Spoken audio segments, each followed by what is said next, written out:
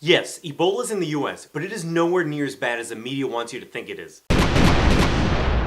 Those two nurses who caught Ebola from the African patient did so because he was treated before anyone realized the seriousness of his illness. But just by looking at the news, you can see how seriously it's being taken now. Here are the facts. Ebola isn't airborne.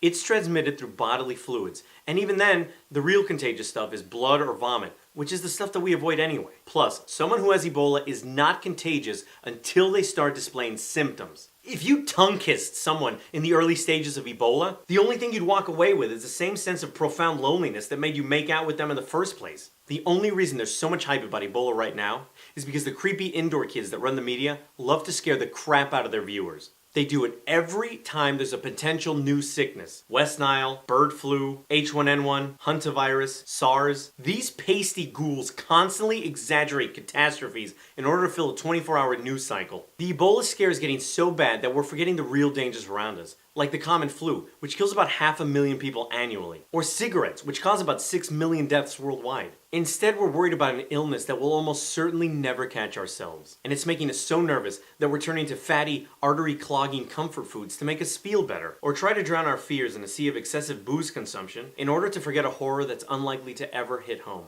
The real epidemic here is fear. And that fear is fed to us by the bloodthirsty media who make their money by exploiting every bad situation possible. Now if you'll excuse me, I'm off to make angry videos about things I hate in order to feed the black hearts of cynical pessimists.